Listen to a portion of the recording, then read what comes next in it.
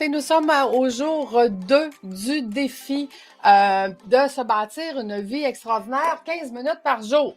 Donc, je mets mon cadran 15 minutes par jour et le temps que je mets mon cadran, je vais quand même mettre 16 minutes parce que je veux te raconter, je voulais te partager ce matin ma joie. J'ai une de mes clientes qui a demandé une subvention à Service Québec pour ma formation et elle a eu son autorisation hier que 50% de sa formation va être remboursée par Service Québec. Donc, j'étais vraiment, vraiment contente pour elle parce que c'était une condition pour elle de pouvoir participer à ma prochaine cohorte qui est au mois de juin. Fait que c'est merveilleux. Écoute, aujourd'hui, nous sommes toujours dans le module stratégique. Ce que j'ai eu comme commentaire pour hier, c'est que oui, je sais, ça va très vite. Mais comme je t'ai expliqué, ça fait 30 ans que j'ai de l'expérience en affaires et ça fait plusieurs années maintenant que je suis administratrice agréée. Donc, de vivre le poste de président, j'ai beaucoup d'habitudes. Donc, ce qui fait que je suis capable d'aller beaucoup plus vite. Ce que mes clients doivent faire, eux, c'est d'apprendre pourquoi et comment. C'est pourquoi un département stratégique et comment on le fait. Et ça, ben, c'est une journée complète de formation. Donc, pour chaque département, et il y a 16 départements différents. Donc, tu vois, c'est sûr qu'ici, en 15 minutes, je vais tout de suite, moi, aux outils. Qu'est-ce que je dois faire, puis comment je dois le faire, puis c'est pour ça que c'est rapide, parce que je sais pourquoi et comment déjà. Je l'ai déjà fait à plusieurs reprises en accompagnant mes clients, donc je sais exactement où est-ce que je m'en vais. Fait que c'est normal que tu trouves ça trop vite, parce que je suis pas là pour t'apprendre pourquoi et comment, je suis juste là pour que tu participes avec moi à quand on a l'habitude et qu'on est capable de le faire, ben, on peut le faire rapidement. C'est ça que ça veut dire. Donc, c'est l'expérience et le fait que j'ai pratiqué, pratiqué, pratiqué, pratiqué. Aujourd'hui, dans mon volet stratégique, je suis rendue à travailler ma mission. Donc, ma mission, c'est mon quoi, mon pourquoi et pour qui. Il est centré sur le présent. Donc, il est très factuel. Fait que si je dis quoi, c'est quoi je fais? Ben, en fait, c'est que je veux faire des voyages avec une expérience client. OK? Donc, pour moi, le quoi, c'est vraiment ça.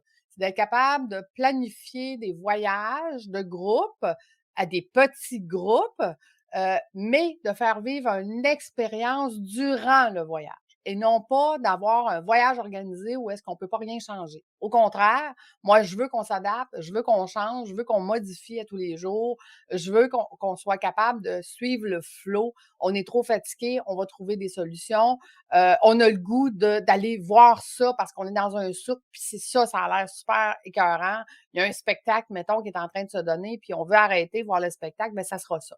Donc, ça sera des voyages avec expérience. Donc, je veux que mes clients vivent une expérience. Pourquoi je veux faire ça? En fait, parce que je veux qu'ils soient déductibles. Et pour qu'ils soient déductibles, il faut que je mette en place tout ce qu'il faut pour qu'il y ait le côté déductible. Donc, c'est quoi les critères qui vont faire que ça va être déductible? Fait que ça, c'est mon pourquoi. Puis parce que je veux accompagner mes entrepreneurs en leur montrant qu'ils peuvent avoir cette vie extraordinaire-là en tout temps s'ils le veulent. Parce que quand on sait comment, ben on est capable de mettre en place tout ce qu'il faut pour ne plus avoir besoin d'être le DG, mais d'être seulement le président de son entreprise. Donc, qui part de PDG à P, président.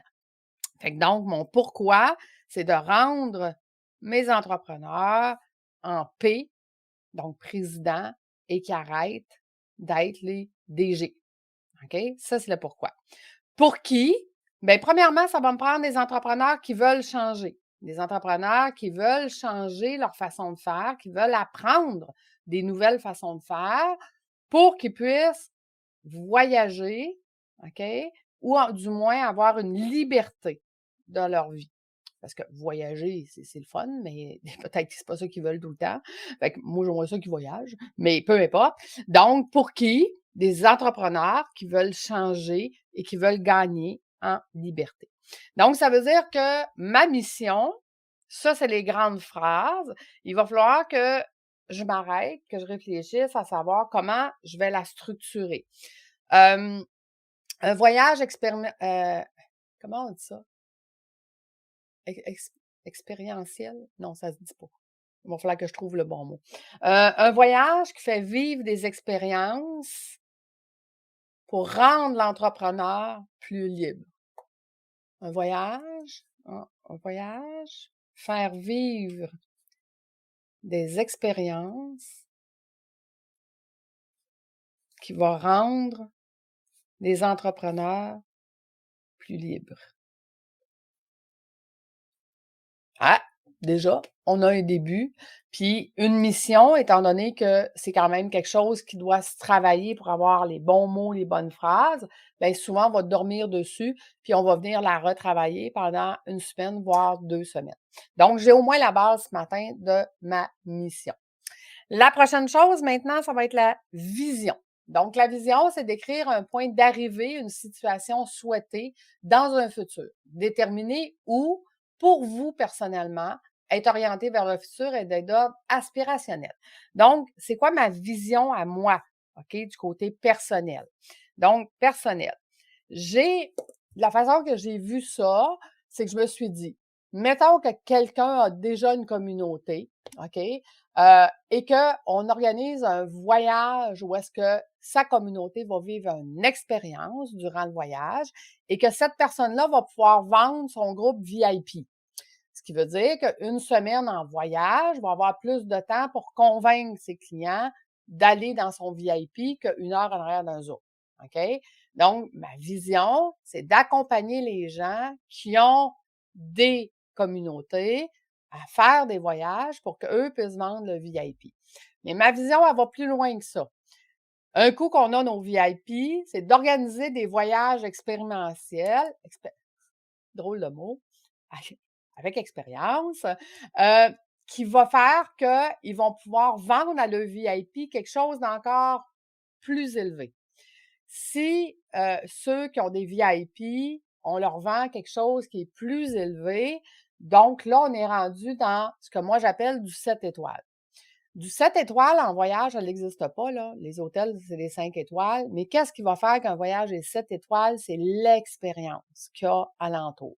Donc, comment je vois ça quand on est rendu là avec le voyage des VIP? C'est vraiment d'aller en jet privé dans des endroits inusités où est-ce que là, on va avoir de la formation, de l'accompagnement en one-on-one, en petit groupe, vraiment du super, ce que moi j'appelle du super VIP, parce que tu veux avoir accès à la personne de façon rapprochée. Okay? Tu veux qu'elle te coach de façon rapprochée pour amener ta business vraiment plus haut. Donc, moi, dans ma vision, c'est de partir la base, de partir les voyages avec ceux qui ont des communautés, d'aller leur faire vivre une expérience pour qu'eux puissent vendre le VIP, mais après ça, de prendre ces VIP-là, puis d'aller créer des choses avec expérience qui va faire, qui vont leur vendre du super VIP. Donc, ça, c'est ma vision.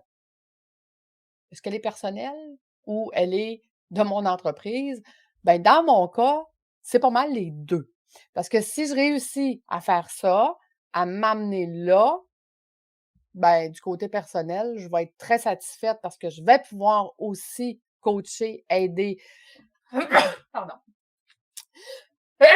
Pardon. Je vais aussi coacher, aider les gens parce que je vais pouvoir donner de la formation de P, de président, autant dans la première portion que dans la deuxième. Donc, comment aider mes entrepreneurs en one-on-one dans le super VIP et comment aider les entrepreneurs en groupe dans le voyage.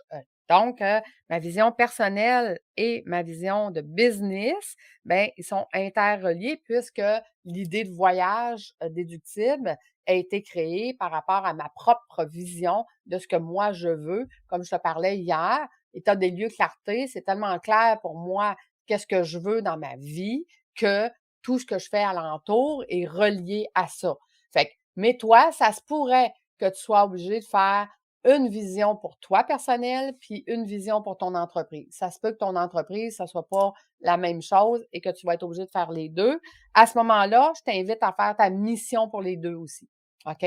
Peut-être que ta mission de vie à toi, ce ne sera pas la même chose que la mission de ton entreprise. Commence à penser à ton entreprise comme une entité distincte de toi-même, puis fais les 2 exercices, autant la mission que la vision, des 2 côtés.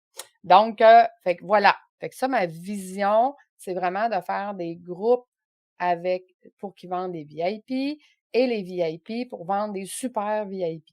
Donc, du one-on-one, en fait, où est-ce qu'on a les gens les plus qualifiés, mais qui vont nous coacher en one-on-one et non plus en petit groupe.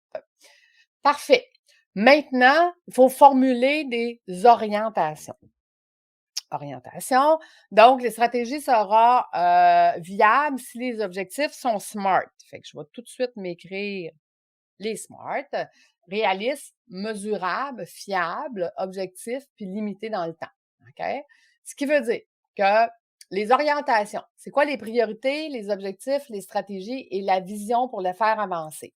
Ça veut dire, ma priorité numéro 1, c'est justement de ce qu'on est en train de faire là, c'est de bâtir, OK, la base de l'entreprise. Donc, de bâtir mes forces, mes faiblesses, tout ce qu'on a fait hier, la segmentation, qu'est-ce que je vais devoir voir, ma mission, ma vision. Donc, vraiment aller, fait que ça, c'est ma priorité numéro 1. Les objectifs de tout ça, objectifs, ça va être de faire connaître après ça cette nouvelle offre-là, cette nouvelle entreprise-là à plus de monde possible. C'est quoi les stratégies que je vais prendre? Les stratégies pour faire connaître ce nouveau service-là? Bien, évidemment que dans mon cas, ça va passer beaucoup par le marketing des réseaux sociaux. Étant donné que ça fait déjà plusieurs années que je suis sur les réseaux sociaux, puis que je m'ai fait connaître, puis que c'est connexe à ce que je me suis fait connaître, parce que je suis pas en train d'inventer une nouvelle entreprise, c'est que mes entrepreneurs qui sont en voyage, puis qui veulent avoir une vie de liberté, vont devoir passer par l'académie pour apprendre comment arriver là. OK? Parce que si moi, je suis déjà là, c'est parce que j'ai appris comment ici. Donc, ça va passer par les réseaux sociaux, évidemment. Fait que donc, ça veut dire que si je me mets une orientation SMART, spécifique, bien, spécifique, c'est de bâtir. OK? C'est ce que je suis en train de faire. Mesurable, je me suis donné 30 jours avec vous pour le bâtir. Atteignable, ben est-ce qu'en 30 jours, je vais avoir atteint mon objectif d'avoir fait le tour de tout ce qu'il faut comme base? Dans mon cas, oui, parce que comme je t'ai dit, c'est quand même rapide puisque j'ai l'expérience. Donc, dans le R, c'est atteignable. Attendez, là. C'est relevant, puis time-based. Relevant and time-based. Relevant. Spécifique, mesure. Écoutez, écrivez-moi sur YouTube que ça veut dire le R. Relevant. En français. Écoute, j'ai un blanc de mémoire. Fait qu'écrivez-moi ça. Puis, dans le temps, ben, le time est déjà fait, c'est 30 jours. Dans 30 jours, je vais avoir fait pas mal tous les départements, les 16 départements que j'ai besoin de faire pour que mon objectif soit atteint. Est-ce que dans choisir la stratégie, quel genre de domination qu'on va faire? Par les coûts? Non, décidément, moi, j'offrirai pas le prix le moins cher, ça sera pas ça. Innovant? Oui, ça pourrait être ma stratégie par l'innovation, puisque ça va être vraiment innovant la façon que je vais le faire. Est-ce que c'est technologique? Pas vraiment. Différenciation. Donc, je me différencie de ce qui existe sur le marché. Puis coopération, puisqu'on va co-créer les voyages avec les clients. Donc, tu vois, dans mon cas, ces 3 stratégies-là qui vont être importantes, il faudra toujours que mes voyages soient innovants, différents et coopération. Ça veut dire, selon le besoin du client, c'est ça qui va être créé. Donc, ça ne sera pas, voici le forfait, rentre dans mon forfait, puis rentre dans mon parcours. Ça va plutôt être, qu'est-ce que tu aimerais faire comme parcours? Qu'est-ce que tu aimerais faire comme voyage? Voici ce qu'on va créer. Et si ça parle à d'autres personnes, ils vont venir s'intégrer à l'intérieur de ce forfait-là. Donc, fait que tu vois, innovant, différent, puis coopération, ça sera les stratégies que je vais adopter. Maintenant, proposition de valeur. Quel est le besoin précis que je réponds? Ben, c'est de faire des voyages de groupe parce que ça coûte moins cher, OK? De groupe, parce que ça coûte moins cher, mais adaptable. Ça fait que ça va répondre à un besoin. À quel segment? Donc, mes entrepreneurs qui aiment voyager puis qui aiment obtenir plus de temps. Que veut mon client? Une expérience. On a même un client qui a répondu hier en commentaire. Et quel est votre avis sur mon produit? Quel est son avis sur mon produit? Ben, écoute, ça sera, moi, je suis du style, on bâtit l'avion en vol. Donc, ça veut dire que durant les premiers voyages, que je vais probablement charger moins cher pour être capable de voir quel genre d'expérience je peux le faire vivre, pour être capable d'adapter mon offre au fur et à mesure pour qu'elle soit vraiment sa coche. Est-ce qu'il est sensible à l'environnement économique, la hausse ou la baisse des prix? Non. Le client que je vise n'est pas sensible à la... Ben, c'est sûr que si je charge 2 fois le prix, il ne m'achètera pas.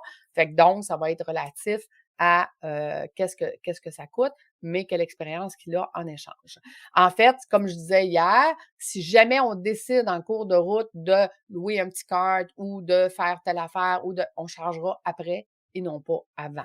OK? Fait que donc, on va se laisser une latitude de pouvoir choisir de faire des événements ou de faire des choses non prévues qui coûtent de l'argent, qui vont être chargées après. Hein? Le client me fait confiance, je lui fais confiance aussi. Ça va être des deux côtés. Est-ce qu'il est sensible à l'environnement social avec la marque de votre produit? Bien, c'est sûr que c'est un produit haut de gamme. Donc, je m'adresse, il faut absolument que ça soit haut de gamme. Ce que j'ai fait d'ailleurs hier, c'est que j'avais un rendez-vous pour quelqu'un pour faire mes logos, pour faire mon identité de marque et je lui ai spécifié qu'est-ce que je voulais faire concernant mon identité. Voilà, le 15 minutes est terminé. Je vais maintenant aller sur ma chaîne YouTube pour aller répondre à tes commentaires ou à tes questions. Donc, je t'invite à laisser tes commentaires et tes questions en ligne. Et nous, ben, on se retrouve demain. Je n'ai pas encore fini le département stratégique. Et on a 16 départements à faire. Fait que, mais il y en a qui vont aller plus rapidement parce que dans le domaine financier, ben, je te présenterai pas les chiffres, mais je vais juste te dire en gros qu'est-ce qui doit être fait. Donc, on se donne rendez-vous demain. Bye tout le monde!